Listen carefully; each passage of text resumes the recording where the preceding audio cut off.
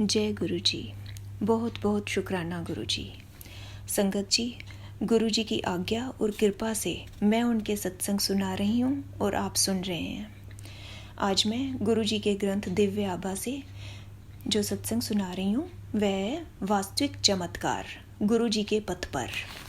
ये सत्संग गुड़गांव की श्रीमती गायत्री सबरवाल आंटी ने लिखा है।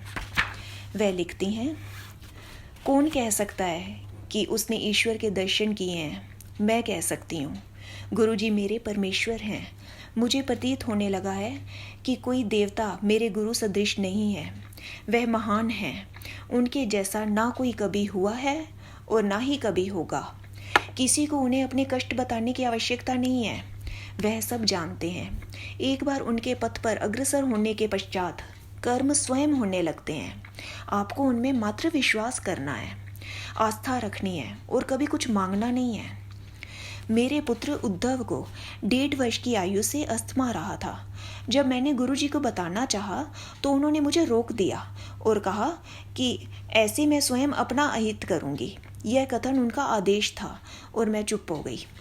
इसके 2.5 वर्ष पश्चात गुरुजी हमारे घर एक विवाह के अवसर पर आए और उन्होंने उद्धव को एक गिलास जल पीने के लिए दिया।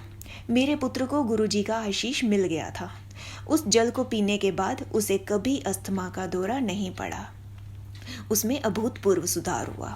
उसकी लंबाई बढ़ गई, उसका वजन भी बढ़ा और अब वह एक सक्रिय बालक है। मेरे पति को भी दमा था। जब वह गुरुजी से पहली बार मिले तो गुरुजी ने कहा कि वह अत्यंत अंधविश्वासी हैं। उनके इस कथन के साथ ही उनकी आधी समस्याएं तो तुरंत ही समाप्त हो गई। गुरुजी ने उनको ताम्र लोटे से जल पीने को कहा और शीघ्र ही उनके अस्थमा की भी इति हो गई। मुझे भी गुरु कृपा प्राप्त हुई। मेरी आंख में एक पुटक था और चिकित्सक ने उसे साधारण शल्य क्रिया से निकालने का सुझाव दिया था। मैं भयभीत थी। एक बृहस्पतिवार को गुरुजी मुझे बहुत ध्यान से देख रहे थे। मुझे पता था कि उनके इस प्रकार देखने का कारण होगा। अगले दिन प्रातः मेरी आंख बिल्कुल सामान्य थी। गुरुजी अपनी दृष्टि से उसी प्रकार के चमत्कार कर देते हैं जिस प्रकार शब्दों से करते हैं। 5 वर्ष पूर्व मेरे ससुर को हृदय का दौरा पड़ा था।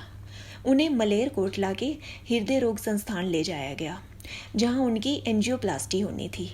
गुरुजी ने कहा कल्याण हो गया और उसके बाद सब ठीक हो गया। जब वह वहाँ से निवृत्त होकर घर लौट रहे थे तो हृदय रोग विशेषज्ञ ने बताया कि उनके हृदय की अग्रिम स्नायु क्षतिग्रस्त है और उसमें कोई सुधार संभव नहीं है। घर लौटते हुए जब हमने गुरुजी के दर्शन किए तो उन्होंने उन्हें शुद्ध देसी घी से बना हुआ हलवा खाने को दिया। उसके उपरांत मेरे ससुर अपना सामान्य कार्य करने लगे। 3 माह के उपरांत जब उनका टीएमटी परीक्षण हुआ तो चिकित्सकों ने देखा कि उस मृत घोषित स्नायु में रक्त प्रवाह हो रहा था। यह अनुभव गुरुजी के क्रियात्मक रूप को साकार करते हैं। वह सब कुछ करने की क्षमता रखते हैं। उनके शब्दकोश में कुछ भी असंभव नहीं है। केवल श्रद्धा, निष्ठा और धैर्य की आवश्यकता है। जय गुरुजी। बहुत बहुत शुक्राना गुरुजी।